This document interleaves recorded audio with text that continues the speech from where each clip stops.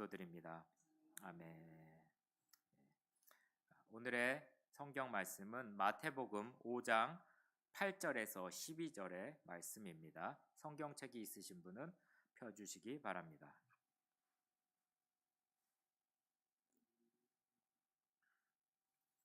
한 절씩 교독하시면 좋겠습니다. 마음이 청결한 자는 복이 있나니 그들이 하나님을 볼 것이미요.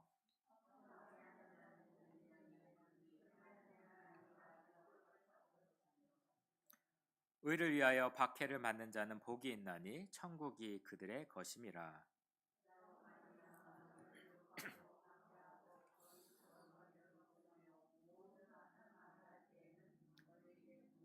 함께 읽겠습니다. 기뻐하고 즐거워하라. 하늘에서 너의 상이 크임이라.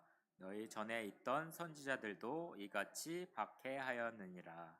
아멘. 할렐루야. 할렐루야.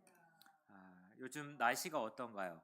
다시 눈이 오는 줄 알았습니다. 너무 많은 꽃이들이 날리고 여기 운동장에 가보시면 하얗게 덮여 있는 상황입니다. 여러 가지 알러지가 있다고 하는데 건강 관리 잘 하시기를 바랍니다. 오늘의 문제는 명언에 대한 퀴즈입니다. 여기 보시면 이미 눈치를 채신 분도 있을 거라고 생각이 됩니다. 함께 읽어보겠습니다. 사람이 가진 것 중에 신 다음으로 위대한 것은 뭐뭐이다. 그리고 나중에 한꺼번에 하겠습니다. 병을 치료하거든 먼저 그 뭐뭐를 고치라. 그리고 마지막은 한 사람의 뭐뭇이 다른 사람의 뭐뭐돼도 불을 질러 나중에는 천 사람의 뭐뭐를 태우게 한다. 답이 같습니다. 뭘까요? 네, 마음입니다. 마음. 네. 여기에 보시면 병을 치료하거든 먼저 뭘 치료하라고 합니까? 마음을 치료하라고 합니다. 네. 그러면 여기에 올려주진 않았지만 다시 주보에는 없지만 지난 팔복의 말씀 저희가 5주를 걸쳐서 말씀을 전했고요. 그 말씀을 한번 기억해 보시면 좋겠습니다. 화면 보이시죠? 한번 읽어보겠습니다. 네. 빵꾸가 많이 나 있죠? 네. 심령이 천국이 맞습니다. 다음에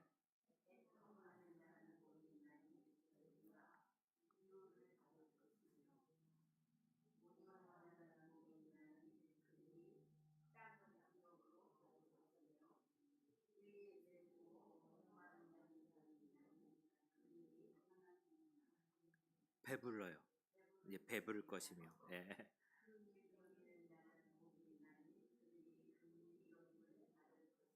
아멘. 점점 잘하시는 것 같습니다. 함께 기도하겠습니다. 하나님 아버지 마음을 열고 주님의 말씀을 받아들일 준비가 된 상태로 주님 앞에 나아갑니다. 우리 가운데 임재하여 주시고 주님의 신성한 지혜를 구합니다. 우리의 일을 방해하는 모든 방해 요소나 부담을 우리 마음에서 제거하여 주시기를 간구합니다. 오직 주님의 목소리와 주님이 전하고 싶은 진실만 집중할 수 있도록 주님 도와주시옵소서. 하나님, 오늘 우리가 배운 것을 매일의 행동과 결정에 적용할 수 있도록 인도하여 주시옵소서. 우리가 어둠 속에 빛이 되고 주님의 평화와 사랑이 절실히 필요한 세상에서 그리스도의 대사로 살 수 있게 하여 주시옵소서. 우리는 이 시간을 주님께 맡기고 성령님께서 우리 안에 일하실 것을 믿습니다. 예수 그리스도 이름으로 기도드립니다. 아멘. 오늘은 마음이 청결한 자의 복이라는 제목으로 하나님의 말씀을 전하겠습니다. 옆에 계신 분들과 눈을 바라보시면서 성도님의 마음은 깨끗합니까? 라고 한번 물어보시면 좋을 것 같습니다. 눈을 쳐다보고 눈을 쳐다보시고 질문했으면 좋겠습니다. 성도님의 마음은 어떠신가요? 깨끗하신가요? 어떤 분은 눈을 마주치기 어려우신 분도 있고요. 내 마음 나도 모른다 하고 생각하시는 분들도 있을 것 같습니다. 그래서 이런 마음에 대해서 연구하시는 분들이 많이 있는데요. 세상에서는 어떤 학문들이 있냐면 신경 심장학이라는 학문이 있다고 합니다. 이게 뭐냐면 우리의 뇌가 있고요. 심장에도 뇌가 있다는 것입니다. 그래서 내 머리랑 다르게 심장이 움직일 때가 있습니다. 또 심장이 움직일 때 우리 뇌가 알아차리지 못하는 것이 있다고 많이 알고 있습니다. 그래서 이 심장에 뇌가 있는데 그것은 아주 복잡한 신경계가 있다는 것을 밝혔다고 합니다. 두개골 뇌와 독립적으로 학습하고요. 기억하고 느끼고 감지할 수 있다는 겁니다. 우리와 상식과 다르게 우리의 심장이, 우리의 마음이 서로 다르다는 것을 연구하는 학문이 있다고 합니다. 그래서 이런 학문들은 신체 건강뿐만 아니라 정신적으로 웰빙과 그리고 인지 기능에도 포함이 돼서 아주 복잡한 역할을 한다고 합니다. 심장과 뇌의 상호 연결성은 우리의 삶 가운데 정서적으로 심리적으로 강력한 영향을 인식하면서 건강에 포함이 되는 것을 알 수 있습니다. 오늘 청년이라고 해야 되나요? 이제 결혼을 했는데 심리학과 공부를 많이 하신 청년이 있습니다. 혹시 심리에 대해서 모르시면 한번 물어보시면 좋을 것 같습니다. 고개를 숙이고 있는데 은총 형제가 심리학을 공부했다고 들어서 저도 모르면 물어볼 생각을 가지고 있습니다. 네. 그러면 성경에서는 마음에 대해서 어떻게 설명할까요? 혹시 한번 생각해 보신 적이 있나요? 구약에서는 어떻게 얘기하고 신약에서는 어떻게 얘기할지. 구약에서는 먼저 인간의 사고와 영적인 삶의 중심으로 이야기하는 부분이 많이 있습니다. 잠언 23장 7절에 보시면 한번 읽어보겠습니다. 대저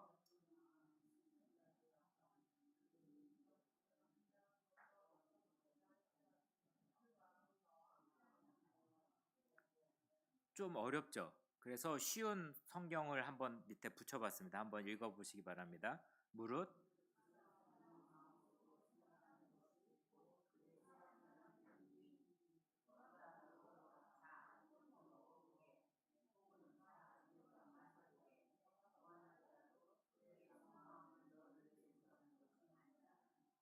좀 이해가 가신가요? 말은 하는데 마음은 다르다는 표현입니다. 그래서 마음속으로 묵상하는 것이 그 사람의 진정한 자아를 이야기한다고 합니다. 또 한국 속담에는 어떤 마음에 관한 속담이 있을까요? 예, 성경에는 그게 있고요.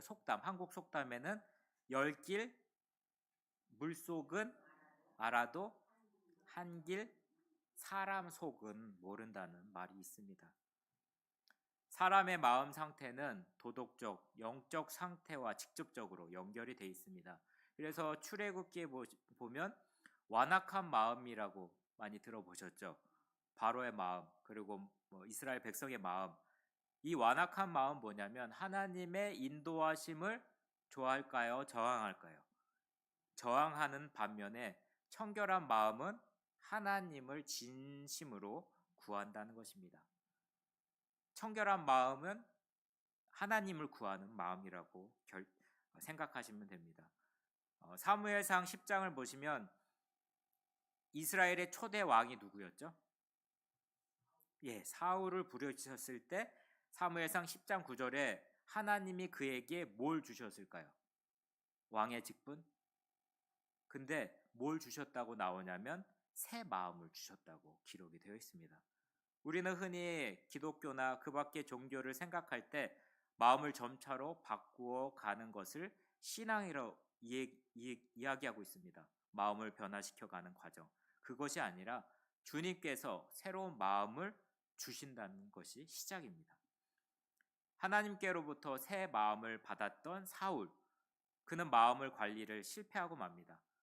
우리의 마음도 청지기적 삶의 실패로 인해서 하나님께 불순종하고 마는 것입니다. 하나님을 그래서 영어롭게 하지 못합니다.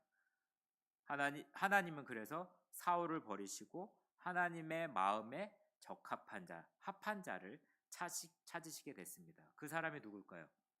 예, 다윗입니다. 하나님 관계에서도 마음 상태의 중요성을 보여주고 있는 대표적인 이야기입니다. 심각한 죄에도 불구하고 다윗은 진심으로 용서를 구하고 하나님의 관계를 추구했기 때문에 하나님의 마음에 합한 사람으로 묘사되어 있습니다. 위기의 순간에 그 마음을 더 잘 알 수가 있습니다. 혹시 솔로몬의 판결이 기억나시는 사건이 있나요? 예, 아기 사건이 아주 유명하죠. 두 엄마가 나오고 그때 솔로몬이 그 심판을 어떻게 했죠? 예, 맞습니다. 반으로 자르라고 했을 때 한 엄마는 어떻게 하라고 했죠? 동의를 하고 자르자고 했고 한 엄마는 그 아이의 생명을 구하기 위해서 내가 그 엄마가 아니라고 이야기합니다. 어떤 마음이 청결한 마음이 될까요? 어떤 마음이 맞는 마음일까요? 그 아이를 생각하는 나의 아이를 포기하는 그 마음이 진짜 엄마의 마음일 것입니다. 우리의 마음을 한번 생각하시기 바랍니다. 나의 마음이 어디 있는지, 어떤 선택을 하면서 살고 있는지 한번 기억하시기 바랍니다. 또한 신약 성경에서는 계속해서 마음을 강조합니다. 예수 그리스도를 통한 믿음과 변화에서 마음의 역할을 강조하고 또한 강조합니다. 마음은 예수를 믿는 믿음의 중심이 됩니다. 그래서 로마서 10장 10절에면 뭐라고 써 있냐면 사람이 마음으로 믿어 의에 이르고 입으로 시인하여 구원에 이른다는 말씀이 있습니다. 기억하시기 바랍니다. 마음으로 믿는다고 이야기하고 있고요. 입으로 시인해야 하고 또한 들음에서 난다고 기억하고 있습니다. 이렇게 팔복을 지속해서 설교를 하고 있습니다. 이것은 외적인 변화가 아니라 내적인 태도에 대한 변화를 기억하셔야 됩니다. 바울 역시 회심을 합니다. 사도행전 9장에 보시면 극적인 마음의 변화를 보여줍니다. 왜냐하면 그는 그리스도인들을 어떻게 했죠? 박해하고 죽이고 했던 그런 사람인데 그 회심을 통해서 마음이 변합니다. 믿음과 사랑과 그리스도 안에 변화된 삶의 중요성을 바울을 통해서 보여줍니다. 여기에 보면 희망이 있습니다. 처음부터 마음이 깨끗했던 사람들이 아닙니다. 또한 하나님께 마음이 합하였다고 해도 나중에 죄로 회개하고 돌아올 수 있는 것을 다윗을 통해서 볼 수가 있고요. 사울을 통해서 볼 수 있다는 것입니다. 행동보다 마음의 상태를 더 중요하게 여기는 것입니다.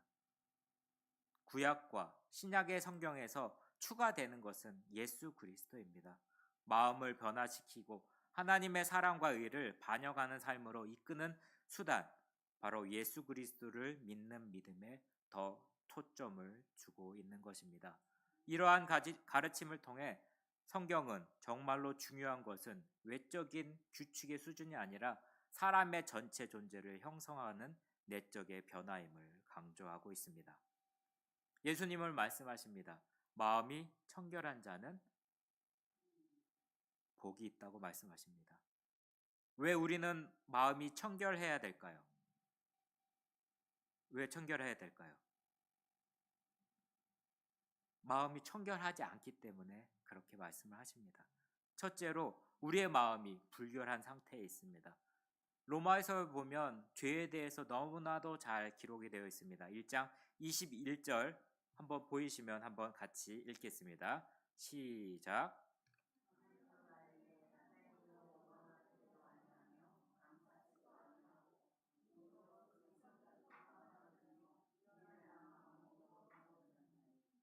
이것이 그리스도 밖에 있는 이방인들의 영적 상태를 묘사했습니다. 또한 저희도 이런 영적 상태를 가지고 있었던 때가 있다는 것입니다.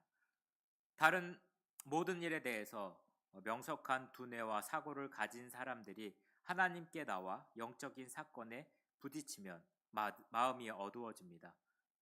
일반적으로 자연이라고 말하는데 본디 태어난 상태를 이야기합니다.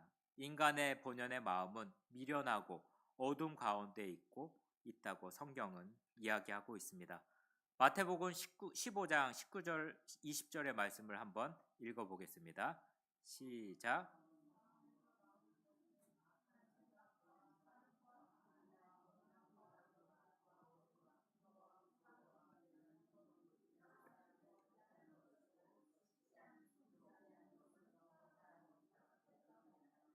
아멘. 주님은 외적인 것보다 인간의 마음의 정결함을 중요시했습니다. 본문에서 말씀하는 청결은 본래 청결한 것이 아니라 본래는 더럽고 불결했는데 깨끗해진 것을 가리킵니다. 만약 주님께서 자녀 그대로의 깨끗한 마음을 가져하셨다면 우리는 이렇게 말할 수 있습니다. 주님, 저는 태어나서부터 마음이 깨끗하지 못하게 태어났는데 이제 어떻게 해야 됩니까? 그러나 본문은 더러움과 불결해서 깨끗한 마음으로 히라보의 카타로이라는 단어를 사용합니다. 여기에서 우리는 지금 우리가 더럽혀 있지만 깨끗해질 수 있는 희망을 발견하게 됩니다. 그렇다면 왜 청결한 마음을 강조합니까? 우리는 이미 마음이 상하고 심각하게 더러워졌다는 것입니다. 오늘날은 자연 환경 오염을 많이 걱정합니다. 하지만 인간의 마음의 오염은 대기의 오염이나 환경의 오염보다 더 심각한 위기에 직면하고 있습니다. 그러므로 주님은 청결한 마음을 강조하고 있다는 것입니다. 둘째로 이것은 하나님과 교제하기 위함입니다. 하박국서에서 보시면 어찌하여 나로 간악을 보게 하시며 패역을 목도하게 하시나이까. 이는 비교적 깨끗한 사람의 마음을 가진 사람의 반응입니다. 하나님은 얼마나 깨끗한지 차마 악을 볼 수 없는 정결한 분입니다. 그러므로 하나님과 교제하는 사람에게 정결함을 요구하는 것은 너무나도 당연합니다. 따라서 주님은 하나님과 교제하고자 하는 성도들에게 이 청결을 요구하신다는 것입니다. 히브리서 기자는 12장 14절에 이런 말씀을 하고 있습니다. 모든 사람으로 더불어 화평함과 거룩함을 쫓으라. 이것이 없이는 아무도 주를 보지 못하리라 라고 기록하고 있습니다. 이 정결은 또한 세 번째로는 하나님의 뜻이기 때문입니다. 데살로니가 전서 4장 3절을 보시면 하나님의 뜻은 이것이니 너희의 거룩함이라.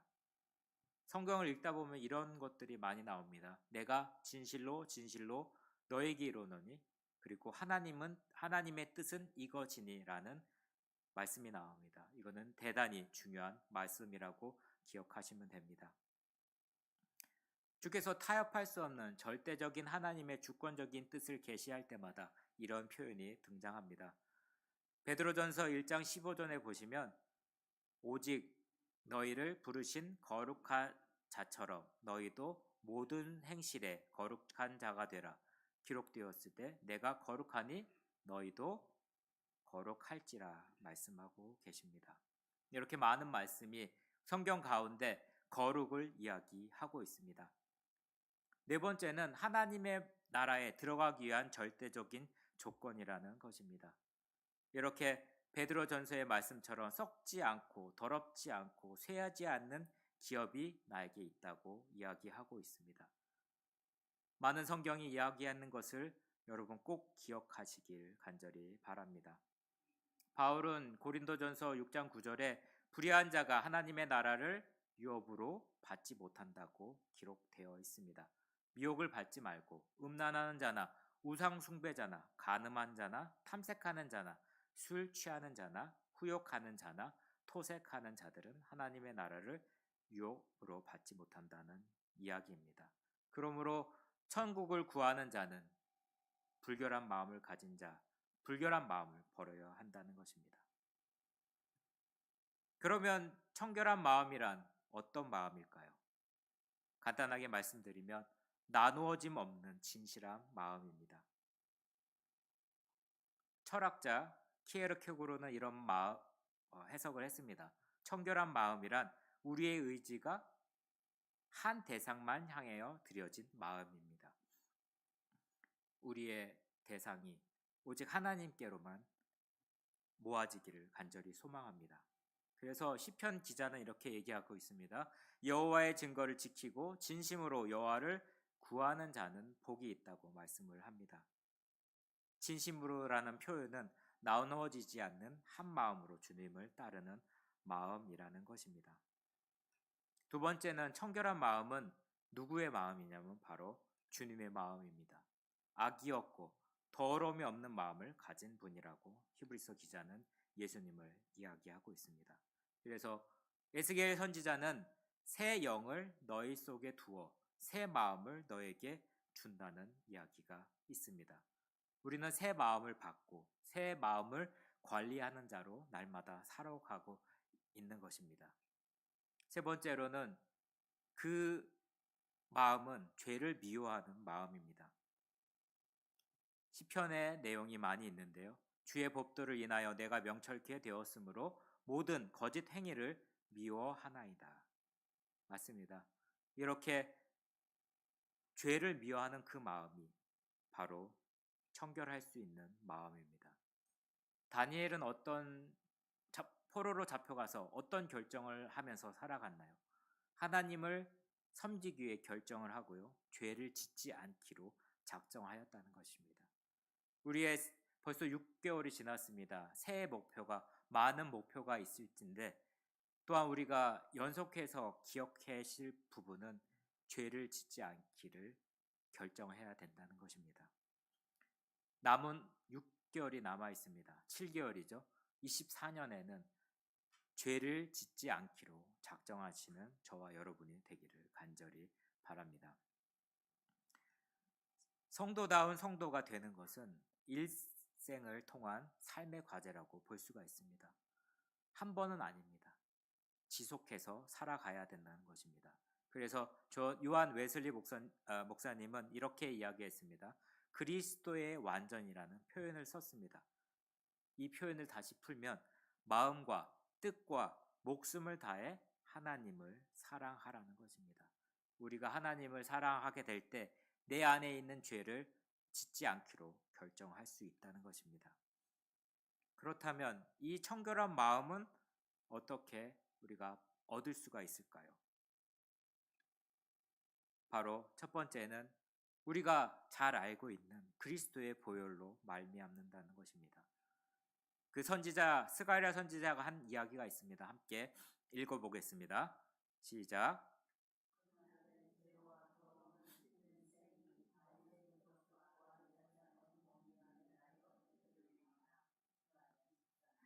예, 누구를 이야기하는 걸까요? 더러움을 씻는 셈, 다윗의 족속, 예수 그리스도를 이야기하고 있습니다.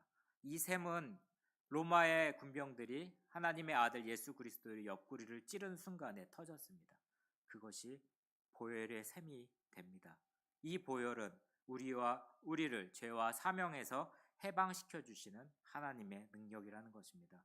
우리는 이 보혈의 능력을 화학적인 성분이나 철학적인 지성으로 이해할 수가 없습니다. 그런데 누구든지 이 보혈의 강에 뛰어들기만 하면 그 피는 우리를 죄에서 해방한다고 합니다. 어느 주일학교 교사가 학생들에게 설명을 합니다.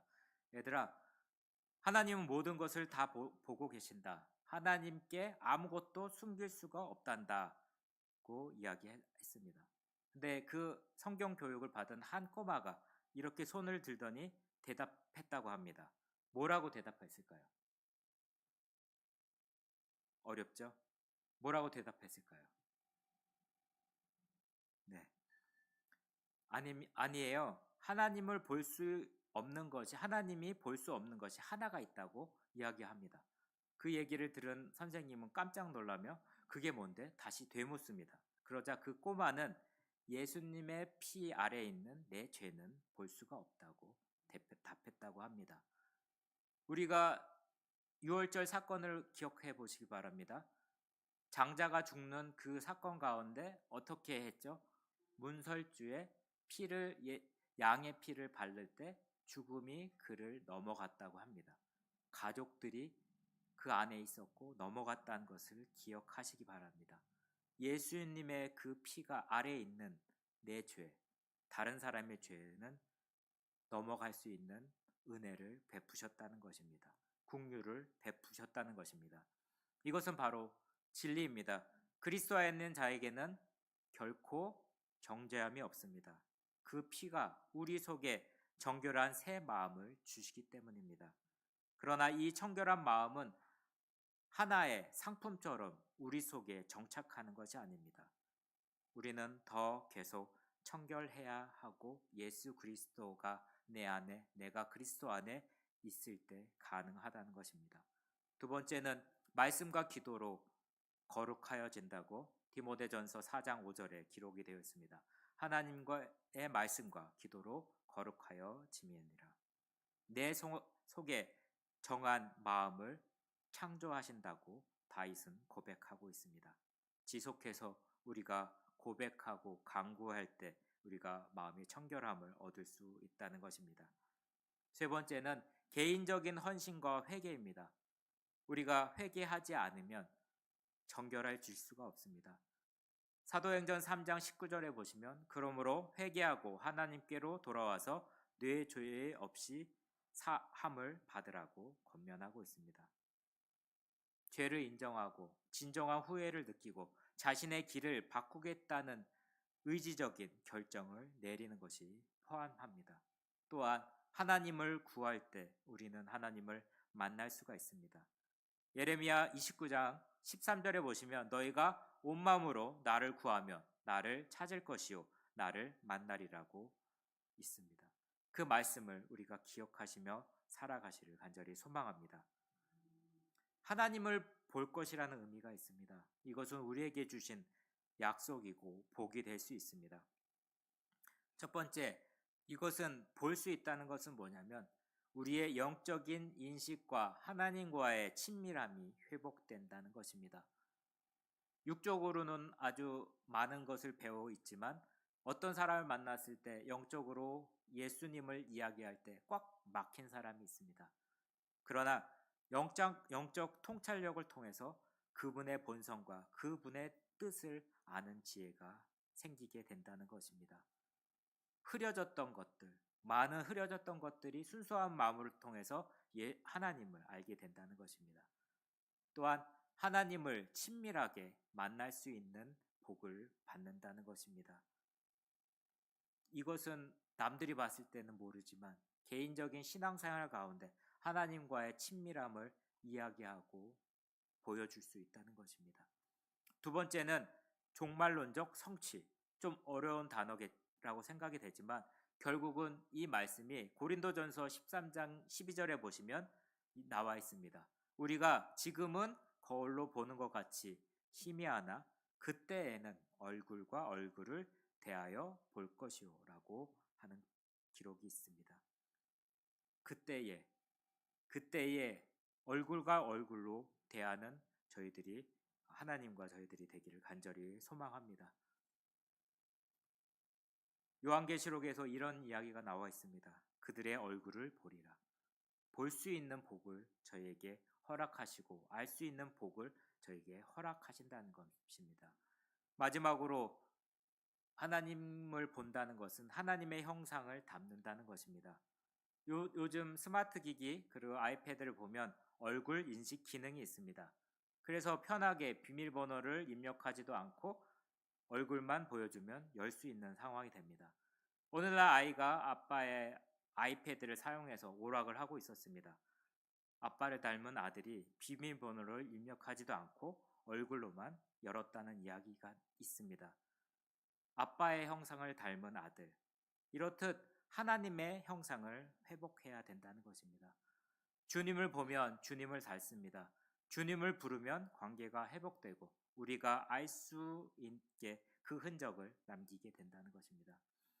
주님은 닮은 우리가 주님 앞에 서는 날 주님은 얼마나 기뻐하실까요? 지금 5월달, 6월달이 학교 졸업 시즌입니다. 많은 사람들이 있고 많은 아이들이 있습니다. 근데 누구부터 볼까요? 나의 자녀들, 그 수백 명의 자녀들 가운데 내 아이는 찾을 수가 있습니다. 우리가 우리의 딸과 아들을 바라보며 흐뭇해지는 이유는 그들이 우리를 닮았기 때문입니다. 내 안에 있는 것도 그들 안에 있고 그들 안에 있는 것도 내 안에 있다는 것입니다. 주님도 이와 같이 기쁨이 될 것입니다. 나가 우리는 문자 그대로 하나님을 얼굴과 얼굴로 맞대어 볼 날이 올 것입니다. 하나님을 뵙는 것은 두려운 일입니다. 구약의 시대의 사람들은 하나님을 보다가 죽기도 했습니다. 신약의 내용은 주님이 다시 오신다는 사실을 선포하면서 마음속에 두려움 없이 담대하고 부끄러움 없이 서기를 열망했습니다. 주님 앞에 담대히 서기 위해서는 청결해야 합니다. 그런데 우리 자신을 보면 담대할 수가 없습니다. 그렇지만 그럼에도 불구하고 우리는 그리스도의 보혈의 능력을 힘입어 거룩한 인격으로 주님 앞에 부끄러움 없이 살 그날을 열망해야 한다는 것입니다. 사랑하는 성도 여러분, 그리스도의 보혈로 말씀과 기도로 회개와 간구로 마음이 청결한 자가 되어 하나님을 보는 복이 있기를 주님의 이름으로 축원합니다. 함께 기도하시겠습니다. 하나님 아버지, 마음이 청결한 자를 복이 있다고 하신 주님의 말씀을 기억합니다. 주님, 혼란과 유혹으로 가득 찬 세상에서 마음의 청결은 어려운 도전으로 느껴집니다. 우리의 마음은 주님께 멀어지는 욕망과 걱정으로 가득 참을 인정합니다. 때로 우리의 마음이 우리가 원하는 만큼 깨끗하지 못하고 주님을 공경하지 않는 생각과 의도를 품고 있음을 고백합니다. 이 시간 우리는 주님의 자비와 거룩을 구합니다. 주님, 순수한 마음을 갖는다는 것이 무엇인지를 알게 했으니 행동할 수 있게 하여 주시옵소서. 마음의 순결함은 완벽함이 아니라 의도와 방향에 관한 것임을 이해할 수 있도록 도와주시옵소서. 우리의 마음을 향하게 하고 주님의 영이 우리를 채우고 인도하고 우리를 안에서 밖으로 변화시키도록 허락하여 주시옵소서. 마음의 순결을 위해 노력할 때 주님을 만난 축복을 허락하여 주시옵소서. 나중이 아닌 지금부터 시작할 수 있게 하여 주시옵소서. 사랑의 행위, 은혜의 순간 우리 가운데 주님의 임재를 반영하는 교회 공동체가 될 수 있게 하여 주시옵소서. 그래서 하나님 나라가 이 땅 가운데 임하고 돌파될 수 있는 모습을 허락하여 주시옵소서. 매일 이 팔복을 가지고 살아갈 때 주님의 힘과 인도를 구합니다. 우리의 청결한 마음이 주님의 변화시키는 능력과 사랑에 대한 증거가 되게 하여 주시옵소서. 마음이 청결한 자는 복이 있나니 그들이 하나님을 볼 것이니라. 이 약속이 우리 삶 가운데 항상